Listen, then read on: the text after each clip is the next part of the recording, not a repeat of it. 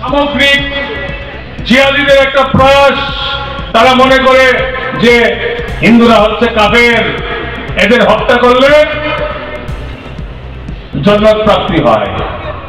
আর আমরা কি মনে করি? হিন্দুরা আমরা সহিষ্ণু। আমরা বলি এই সারা বিশ্ব আমাদের আত্মীয়। সেটাই আমাদের উপনিষদ থেকে আমরা শিক্ষা পাই। এটাই হচ্ছে তফাৎ এদের সঙ্গে আমাদের। যে কায়দায় আমাদের 26 জন হিন্দু পর্যটককে বেছে বেছে খুন করা হয়েছে, এমনকি প্যান্ট খুলে দেখা হয়েছে তারা কোন ধর্মের, কালমা পড়তে বলা হয়েছে। একজন কমরেড বামপন্থী আসামের, তিনি যদিও ভট্টাচার্য হিন্দু, উনি বেঁচে গিয়েছেন কলমা পড়তে পেরে। সেটা আপনারা সোশ্যাল মিডিয়াতে দেখছেন। তো আমরা আজকের এই জমায়েত করেছি। আমরা চাইব ভারতবর্ষের রাষ্ট্রবাদী সরকারের কাছে যেন একটা সন্ত্রাসীও এবং সন্ত্রাসবাদের যারা মদতদাতা, সেই পাকিস্তানের সরকারকে উচিত শিক্ষা দিয়ে প্রতিটি নিরীহ প্রাণের যেন প্রতিশোধ নেওয়া হয়। ভারতবর্ষের প্রধানমন্ত্রীজি ঘোষণা করে দিয়েছেন, from the ends of the earth will find all the terrorists.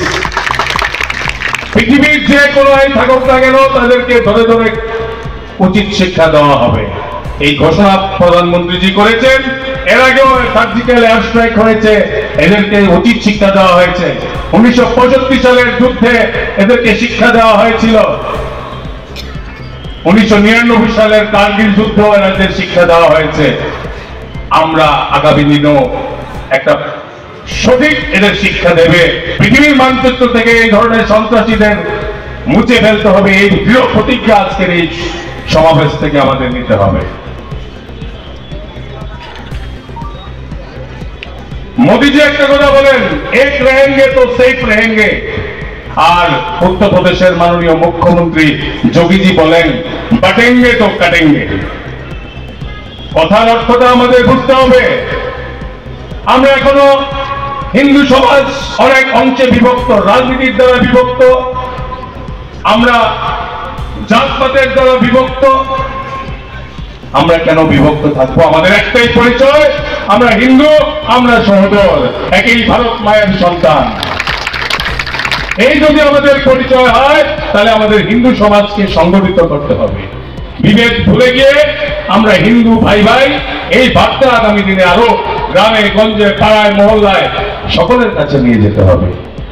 তবেই আমরা হিন্দু সনাতন ধর্ম, কৃষ্টি, সংস্কৃতিকে ঊর্ধ্বে তুলে ধরতে পারবো।